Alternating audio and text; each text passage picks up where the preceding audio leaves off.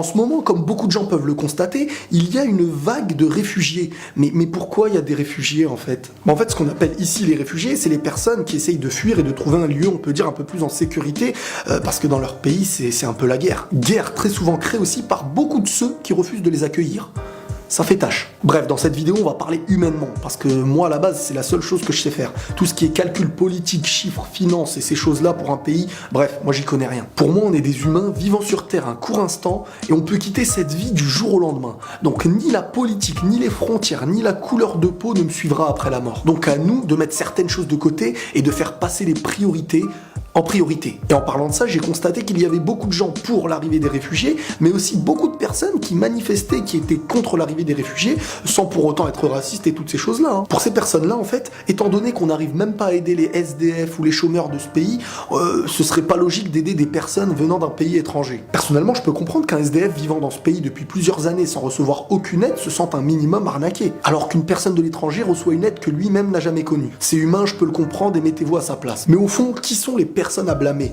Ce pauvre réfugié qui cherche un lieu pour être en sécurité, ou certains politiques qui n'en auront rien à faire du SDF, étant donné qu'il n'y aura aucun intérêt derrière. Bref, quoi qu'il arrive, on ne va pas retirer le pain d'une personne sous prétexte qu'on n'en a pas eu. Donc si celui qui est en face de nous a besoin d'aide, c'est celui qu'il faudra aider, tout simplement. À mes yeux, aujourd'hui, on devrait penser au-delà des frontières, on devrait penser humainement, et peu importe les pays du monde. Car aujourd'hui, il y a beaucoup de personnes qui refusent d'apporter un soutien à une personne étrangère, tout simplement par prétexte que la personne étrangère, une fois, n'a pas apporté un soutien, tout ça et tout ça. Bref, chaque personne est différente, on ne doit pas juger une personne pour son pays, et si tu considères ce pays comme étant un pays qui fait n'importe quoi, pourquoi à ton tour, en fin de compte, tu souhaiterais faire n'importe quoi? Dans notre vie, dans notre routine, dans notre chemin, on aura tous à faire face à des personnes qui seront à terre, et à nous de tirer leurs bras pour les lever. Et tout ça sans leur demander leur papier d'identité, leur origine, leur nom ou leur religion. Chaque homme, à son échelle, a le pouvoir de changer le monde. Sauf que nous, en fait, on compte toujours sur les autres. Donc c'est un grand bienfait de pouvoir accueillir chez soi des personnes qui n'ont nulle part où aller. Et parfois même un bienfait pour le pays. On l'a vu avec l'immigration qui a contribué à construire un petit peu la France d'aujourd'hui. Et cela n'en déplaise à certains. D'un autre côté aussi, j'avais envie de vous parler d'une chose que je devais vous faire il y a très longtemps, mais le contexte ne nous le permettait pas vraiment. Charlie Hebdo, assez connu aujourd'hui pour les tristes incidents qui ont eu lieu en janvier, qui ont fait naître aussi le slogan « Je suis Charlie ». Pour certains, un hommage aux victimes, pour d'autres, un soutien à cette liberté d'expression qu'utilise beaucoup Charlie Hebdo. Alors personnellement, je suis pas Charlie. Maintenant, j'ai été scandalisé de voir qu'on pouvait tuer pour des dessins, des moqueries, des insultes, certes qui peuvent toucher, certes qui m'ont touché, mais on ne tue pas pour ça. Le problème aujourd'hui, c'est que quand on dit « je ne suis pas Charlie », les gens directement nous voient comme des assassins qui cautionnent toutes les violences du monde. Par exemple, si ce triste incident aurait eu lieu chez le Front National, est-ce que tous nos politiques aujourd'hui auraient sorti un slogan du style « je suis le Front National » ? Bref. Je suis tous les innocents qui sont morts dans le monde injustement, même ceux qu'on oublie. Mais être Charlie, c'est plus recommandé que être tous les gens du monde qui meurent en fait. Non, je sais pas pourquoi. Aujourd'hui, on s'interdit à nous-mêmes d'apprendre à nos enfants la vulgarité, les insultes, les moqueries gratuites et toutes ces choses-là, mais d'un autre côté, on défend un journal qui utilise toutes ces choses-là, soi-disant pour des fins humanitaires, avec un recul incroyable. Pour moi, pour en arriver à un message humanitaire, un message de paix et toutes ces choses-là, on n'utilise pas l'inverse de ces choses-là. La perversité, la vulgarité, les insultes, le blasphème et j'en passe pour arriver à quelque chose de bien. En gros, tout ce qui est sensible et cher pour l'homme, y passe. Même les morts. Dans un ton très amer. Les familles des victimes devraient creuser et avoir le recul nécessaire pour comprendre qu'en fin de compte, c'est un message de paix pour leur enfant. Oui, très souvent quand t'es pas en accord avec ce journal ou que tu dénonces certaines pratiques qu'ils font, tu verras des personnes qui d'un coup éclairées d'une lumière, d'un recul et d'une sagesse incroyable viennent te faire la morale. Mais voyons, c'est du second degré. Mais voyons, vous ne savez pas lire une image.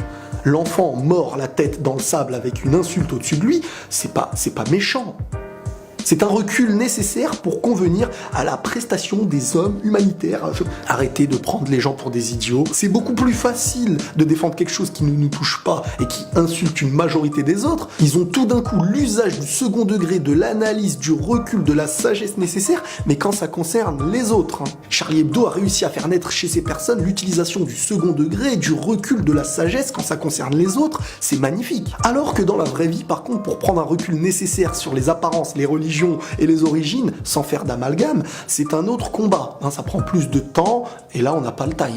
Un journal, je dirais encore plus même un homme qui arrive à dessiner un enfant mort, la tête tête dans le sable. Alors que l'enfant essayait de fuir des misères, peu importe l'objectif, mais déjà pouvoir associer un dessin d'un enfant mort avec un message nonchalant, moqueur et parfois même insultant, qui peut faire ça déjà? D'un autre côté, de toucher à ce que les gens ont de plus cher, comme la religion, les prophètes et toutes ces choses-là, dans un ton encore une fois assez moqueur et assez insultant, malgré tout ça, on trouve des gens pour dire vous n'avez pas le recul nécessaire. Croyez-moi, ces personnes-là font preuve de recul uniquement parce que c'est une chose qui ne les touche pas. Déjà, imaginez-vous perdre quelqu'un qui vous est cher comme votre mère et que d'un autre côté, une personne puisse la reproduire en dessin dans les traits qu'elle avait étant vivante et en plus de ça, y ajouter des moqueries, des insultes et toutes ces choses-là sous prétexte qu'il y aurait un message derrière bon à faire écouter à des personnes en fin de compte qui n'ont pas souffert de ces choses-là. Ce journal n'en est ni à sa première ni à sa dernière cascade. Il aime toucher là où ça fait mal sans se soucier réellement si ça fait mal et tout ça par principe de liberté.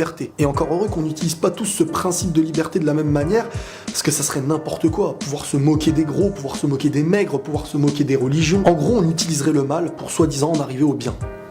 Parce que certains disent qu'il y a un bien derrière. Maintenant, il faut savoir que oui, ils sont libres et oui, ils ont le droit de le faire sans se faire tuer derrière. Mais moi, personnellement, je ne serai jamais de ceux qui utilisent la faiblesse des autres pour en faire leur force. Et très souvent, quand on agit comme ça, en fin de compte, c'est qu'on n'a rien à proposer. On essaye juste de taper à l'œil pour être différent des autres et faire plus d'argent. En gros, c'est la manière d'attirer les curieux. Maintenant, quoi qu'il arrive, même si on peut être touché par des propos, des images, et peu importe que ce soit par un journal, ou par un homme, ou par une femme, on se doit d'être intelligent car si on leur reproche une chose, ce n'est pas pour à notre tour agir de la même manière. Et encore moins d'être fier de meurtres atroces. Bref, pour conclure, à nous de vivre comme des êtres humains, pas comme des bêtes de foire qu'on différencie uniquement à leur cage, autant qu'on souhaite aujourd'hui nous différencier par les frontières. Et la paix sur vous.